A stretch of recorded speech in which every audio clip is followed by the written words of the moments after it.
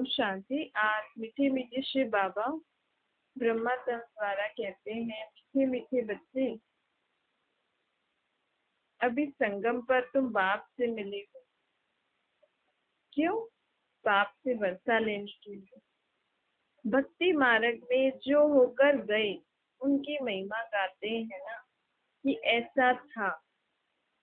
जो यहाँ है उनको कहेंगे कि ये ऐसा है। कोई शरीर छोड़ गए तो कहेंगे ऐसा था। जरूर परमात्मा की भी महिमा करते हैं ना, तो मतलब वो भी कभी इस सृष्टि पर होके गए हैं, अब फिर से आए। नहीं तो महिमा क्यों करें? अभी प्रैक्टिकल में हम बाप से मिलन मना रहे हैं। सब भक्तों का भगवान वह एक है, चाहे कोई से भी धर्म के लोग हों। भक्ति तो सभी करते हैं। भक्ति अर्थात भगवान को याद करना, भगवान को पुकारना, भगवान से कुछ न कुछ सुख शांति संपत्ति की कामना करना। भक्तों का रक्षक व भक्तों को सद्गति देने वाला वह एक है। उनको जादूगर भी कहा जाता है। परमात्मा कौन सा जादू करते हैं? कलयुगी मनुष्य आत्मा को सतयुगी देव आत्मा बनाते हैं। गाया भी जाता है ना, सर्व का सद्गति दाता, सर्व का सद्गति दाता अब तुम्हें मिला है ना, ये अपने आप से पूछना। नंबरवार जो वैरायटी धर्म वाले मनुष्य हैं, सभी आत्माओं को गति सद्गति जरूर मिलती है। सब मनुष्य मात्र मुक्ति धाम में जरूर जाते हैं। मुक्ति में तो सभी आत्माएं जाएंगी, कोई भी आत्मा इधर रहेगी नहीं। पहले पहले जब बाबा हम सबको ऊपर लेके जाएंगे, उस समय एक बार तो सभी इकट्ठे जाएंगे। फिर जिस जिसका पाठ सत्युग की आदि में होगा वो आ जाएंगे। फिर आते हैं सतो प्रधान में, नंबरवार ही आएंगे ना। पहले पहले आएंगे देवता धर्म वाले, फिर क्षत्रिय, फिर वैश्य, फिर शूद्र। परंतु जो पहले पहले आएगा वो ऐसा नहीं अपना पाठ बजा के चला जाए, नहीं। फिर वो यहाँ ही अपना जीवन जीते हैं। समझो पहले देवता धर्म वाले आए, सत्युग वाली आत्माएं। फिर जब त्रेता युग क्षत्रिय घराने वाली आत्माएं आएंगी तो देवताएं वहां ही होंगे।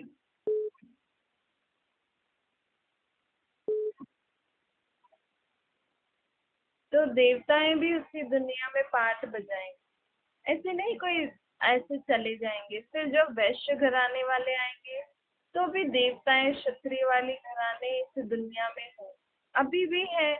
देवता क्षत्रिय वैश्य घराने वाली इस शूद्र दुनिया में भी हैं। वो अपने आप को नहीं पहचानते, लेकिन हैं इस दुनिया। बाबा कहते हैं वर्ण बदलते रहते हैं ना। कोई अच्छा काम करके जाता है तो उनकी महिमा करते हैं। वह तो अल्पकाल के लिए महिमा चलती है, क्योंकि बच्चे जानते हैं अब विनाश तो सामने खड़ा ही है ना। सबसे जास्ती महिमा किसकी है? शिव बाबा।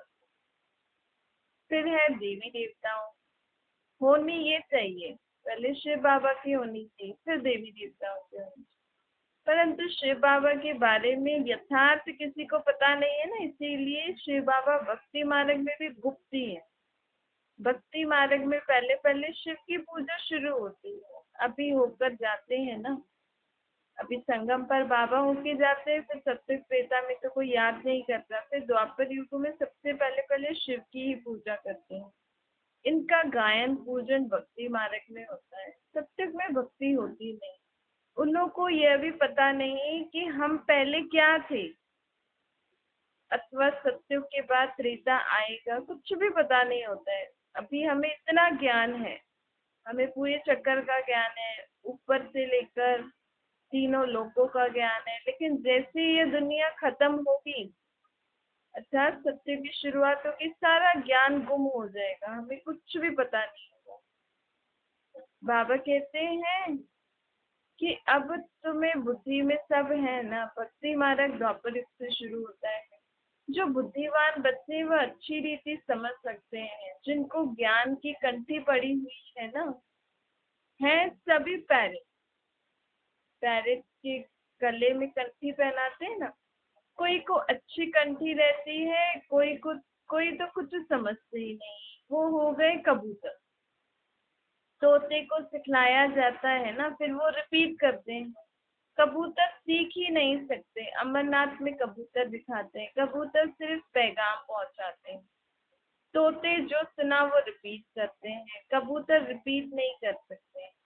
तो यहाँ भी जो हम सुनते हैं ना उसको रिपीट करना चाहिए, तो हम तोते कहलाएंगे, नहीं तो कबूतर कहलाएंगे। इस समय अनुसार ह्यूमन तोते भी हैं, ह्यूमन कबूतर भी।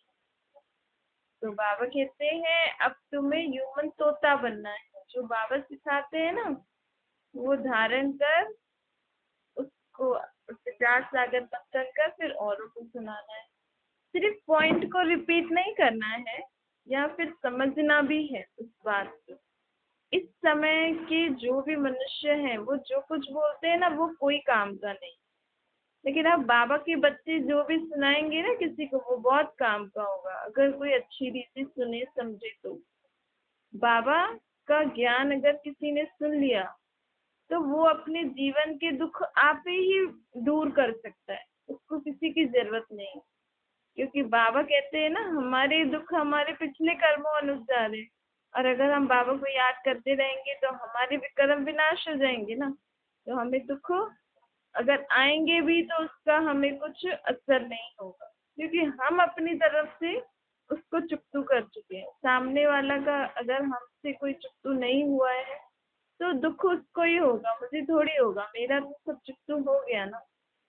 तो बाबा कहते हैं बाबा का ज्ञान सुनोगे समझोगे और उसको जीवन में लाओगे तो कभी ब्राह्मण आत्मा को दुख नहीं हो सकता है, सदा खुश रहेगा वो, औरों को भी खुशी बांटता रहेगा। बाप है रूप वचन, बाबा का रूप भी है निराकार ज्योतिर्बिंदु और उनमें ज्ञान भी है।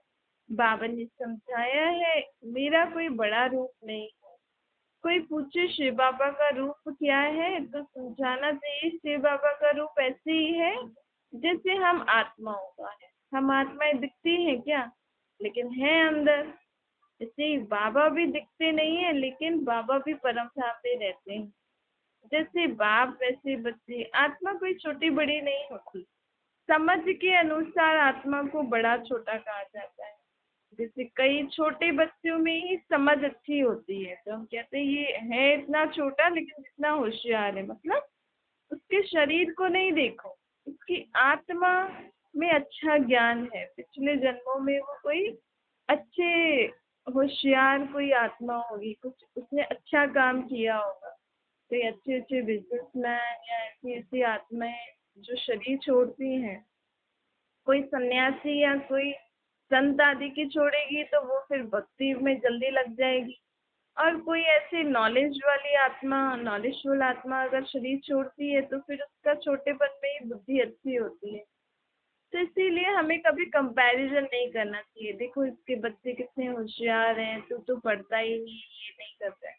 क्योंकि पिछले जन्म के भी संस्कार होते हैं ना। समझो आपके बच्चे नहीं पढ़ते तो उन्होंने पिछले जन्म में पढ़ा हुआ नहीं है तो उनको इस जन्म में मेहनत करनी है। और कईयों का फिर पिछले जन्म का होता है तो इस जन्म में कम मेहनत करनी पड़ती है। तो इसीलिए आत्मा का पाठ पक्का हो जाएगा ना कि आत्मा में ही स्वभाव संस्कार समझ होती है। तो हम कभी एक दूसरे को ये भी नहीं कहेंगे कि तू इतना डल है ये इतना होशियार है, कोई बात नहीं। अभी वो मेहनत करे, अगर मेहनत नहीं होती है तो भी हम अपनी रीति से उसके प्रति शुभ भावना रहे, लेकिन कभी भी किसी को ऐसे बुरे शब्द नहीं बोलने चाहिए।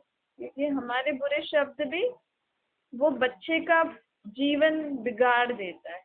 आप बोल बोल के फिर वो वैसा ही बन जाता है, आत्मा को जैसा बोलोगे वो फिर वैसा ही अपने बारे में सोचने लग जाएगा कि मैं तो ऐसा ही हूँ ऐसा ही हूँ, तो फिर वो वैसे ही काम करेगा।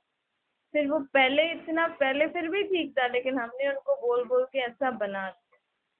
इसीलिए आत्मा को समझो, शरीर को नहीं देखो। बाबा कहते हैं देखो आत्मा कोई छोटी बड़ी नहीं होती, समझ से छोटा बड़ा होता है। बाबा भी है सर्वशक्तिवान लेकिन बाबा की आत्मा भी इतनी ही छोटी है जो आंखों से भी नहीं दिखती जैसी हमारी है। वह परम पिता परमात्मा है, ऊंचते उच्च स्थान में रहने वाली सर्वशक्तिवान। सभी आत्माओं से शक्तियों, गुणों, कलाओं में सबसे ऊंची है ना। अब वही आकर हम सबको फिर से समझ दे रहे हैं। हम आत्माएं भी समझदार थी, गुणवान थी, शुद्ध थी, शांत थी, लेकिन हम अभी, हमारी आत्मा भी एक बैटरी है ना, उस बैटरी में एकदम चार्ज खत्म हो गया, फिर से चार्ज करना है। तो बाबा फिर से हमें चार्ज करने आए हैं, गुणों, शक्तियों से, ज्ञान से। बाबा को भोलानाथ भी क्या कहा जाता है ना, बाबा बहुत भोले हैं। देखो, उनको अपने लिए कौड़ी की भी तमन्ना नहीं है। हम बच्चों के लिए वो पतित दुनिया, पतित शरीर में आते हैं। बच्चे निश्चय करते हैं, परमपिता परमात्मा अब ब्रह्मा द्वारा हमें समझा रहे हैं। ऑर्गन फिगर तो आत्मा बोल नहीं सकती ना, तो बाबा किस तन में आए? कोई तो शरीर चाहिए ना। कहते भी हैं, भक्ति मार्ग में कहते हैं ना, परमात्मा आते हैं, फिर किस में आते हैं? कहते हैं नंदी में आते हैं। उन्होंने बैल रख दिया है। अब आप आत्माओं के पास तो शरीर भी है, क्या आप बैल पे बैठ के घूमने जाओगे क्या इधर उधर? कभी बैल की सवारी करके आप जाते हो इधर उधर? नहीं ना। खुद के लिए तो शरीर भी है और अच्छी अच्छी गाड़ियों में घूमते हो, और मेरे लिए बैल दे दिया है। देखो, जानवर में कैसे आऊंगा मैं? मेरे को तो अपना शरीर भी नहीं है। तो बाबा कहते हैं ये बैल कोई जानवर नहीं है, ये मनुष्य आत्मा है। मनुष्य के तन में ही बाबा आते हैं। ऐसे थोड़ी कि छलांग लगा के बैल पे चढ़ जाऊंगा, नहीं। फिर कहते हैं भागीरथ में आए। भागीरथ अर्थात भाग्यशाली रथ। परंतु कोई को भी पता नहीं कि वह भाग्यशाली रथ मनुष्य तन है, न कि जानवर। वह कहते हैं पतित पावन कैसे आते हैं? नर्क को स्वर्ग बनाने जरूर आएंगे तो सही, परंतु कैसे आएंगे ये किसी को पता नहीं। भक्ति भी पहले पहले शिव की करते हैं। नंबर वन, वास्तव में सच्ची महिमा है ही उन परमात्मा की। तो वह कुत्ते, बिल्ली आदि सबकी महिमा करते रहते हैं। दुनिया वाले जिसकी आए महिमा करने लग जाएंगे। कुत्ता अच्छी रखवाली करते हैं तो उसकी महिमा करेंगे। ऐसे जिसकी जो अच्छी चीजें देते हैं, जो अच्छा करते हैं, उनकी महिमा करने लग जाते हैं। नंदीगढ़ बना देते हैं, बैल को लेकर घूमते हैं। फिर लोग की भावना बैठ जाती है तो कहते हैं शिव बाबा का बैल आया है। अब वह शिव बाबा इस नंदीगढ़ में आकर तुमको ज्ञान सुनाए तो तुम सुनोगे? अगर आपके घर में बैल घुसकर कुछ बोले तो आप बैठोगे उसके पास में? घुसने दोगे उसको अपने घर में? ज्ञान दूध देगी तो पियोगे? बाबा कहते हैं ऐसी कितनी सारी महिमा डाल रखी है ना भक्ति मार्ग में। भोलेनाथ भगवान है, सबकी झोली भरने वाले। शिव के आगे नहीं कहेंगे कि झोली भर दे, क्योंकि समझते तो हैं शिव निराकार है, परंतु ऐसी ऐसी चीजें रखते हैं फिर खुद ही मूंझ जाते हैं कि शिव बाबा कैसे झोली भरेंगे। तो फिर शंकर के पास चले जाते हैं, क्योंकि शिव और शंकर को मिला दिया है ना। फिर शंकर के आगे कहते हैं झोली भर दो। ब्रह्मा विष्णु के पास भी नहीं जाते, शंकर के पास जाते हैं, क्योंकि शिव शंकर को मिला दिया है। फिर समझते हैं शिव शंकर का रूप है। देखो, कहाँ बैल, कहाँ भागीरथ, कहाँ कच्छमच अवतार, फिर शंकर को भी उसका रूप बना दिया है। तो ये मूंज मूंज हो गई है ना। और फिर कहीं लिखते हैं कि भगवान ब्रह्मा के तन में आते हैं नई दुनिया की स्थापना कर। फिर कहते हैं, एक सत्यनारायण की कथा में लिखा है, बूढ़े बूढ़ा ब्राह्मण बन के आया। कितनी अथाह बातें हैं ना। ऐसे ही भक्ति मार्ग में बहुत बातें सबने अपने अपने हिसाब से बना दिया, तो मुंजियारा हो गया ना। अब परमात्मा निराकार है, आत्मा है ना, तो आत्मा किस में आके बोलती है? मनुष्य तन में आके बोलेगी। तो जरूर किसी मनुष्य तन में ही आएंगी। कब आएंगी? जब उनको नई दुनिया की स्थापना करनी होगी। तो शिव बाबा निराकार ज्योतिर्बिंदु ब्रह्मा के तन में आते हैं। ब्रह्मा का तन कहाँ मिलेगा? कलयुग अंत में तो उनको आना है। कलयुग अंत में तो कोई ऐसे सतोप्रधान शरीर है नहीं। तो इसी कलयुग की दुनिया में साधारण मनुष्य में आकर उसको फिर ब्रह्मा बनाते हैं। हाँ? उसको फिर अपने कार्य में अपना मददगार बना के उसका नाम बदली करते हैं कि अब तुम्हारा नाम ब्रह्मा है, अब तुम्हें मेरा रथ बनना है, भाग्यशाली रथ बनना है। उन्हीं को ही भक्ति मार्ग में नंदी भगीरथ के रूप में पूजा जाता है। बाकी शंकर को तो अपनी देह नहीं है, शंकर तो सूक्ष्म वतन वासी है ना, वहाँ लाइट का शरीर होता है शंकर का। उनका इस दुनिया में कोई पार्ट नहीं, उनका सूक्ष्म वतन में पार्ट है। तो बाबा कहते हैं अब ये सारी बातें मैं तुम्हें बताता हूँ ताकि तुम्हारी बुद्धि में यथार्थ बात पहुंचे और तुम उस बात को समझ के भगवान से यथार्थ रीति मिल सको। क्योंकि जब जब तक आत्मा भगवान को, अपने बाप को नहीं पहचानेगी, उसको उस रूप में याद नहीं करेगी, तो वो अपने दुख से दूर नहीं हो सकती। तो बाबा हमें ये सब बातें क्यों बता रहे हैं? क्योंकि हम अपने दुखों से खुद ही दूर हो सकते हैं भगवान को यथार्थ रीति याद करके, उनके यथार्थ रूप से उनको याद कर। शिव बाबा का रूप निराकार ज्योतिर्लिंग, मैं भी आत्मा हूँ। अभी वो ब्रह्मा तन में आए हैं। शिव तो है मूल वतनवासी, मंदिर तो यहाँ बनाए हुए हैं, तो जरूर इस दुनिया में आए हुए होंगे। ब्रह्मा विष्णु शंकर को सूक्ष्म वतन में दिखा दिया है, शिव को तो यहाँ आना ही पड़ता है ना। देखो, त्रिमूर्ति नमार्ग नाम भी रखते हैं, त्रिमूर्ति का स्टैम्प भी बनाते हैं ना। त्रिमूर्ति कौन है? ब्रह्मा विष्णु शंकर। तो यहाँ दुनिया में एक त्रिमूर्ति का स्टैम्प है, उसमें शेर दिखाते हैं, नीचे लिखते हैं सत्यमेव जयते। है ठीक, लेकिन शिव बाबा नहीं दिखाया है। सत्यमेव जयते, जयते जानवर के नीचे नहीं लिखा जाता है। सत्य तो एक बाप ही आकर सुनाता है ना, जो सच्ची कथा सुनाकर हम विजय प्राप्त करते हैं। तो सत्यमेव जयते अर्थात सत्य कथा सुना के बाबा हमें विजय प्राप्त कराते हैं, अर्थात हमारी जय होती। लेकिन वो जो 3 शेर दिखाए हैं, वो 3 शेर कौन है? असल में ब्रह्मा विष्णु शंकर। और शिव बाबा उन ब्रह्मा विष्णु शंकर द्वारा, ब्रह्मा द्वारा हमें ज्ञान सुनाते हैं, जिस और शंकर के तपस्वी रूप द्वारा ये कलयुगी दुनिया का परिवर्तन होता है।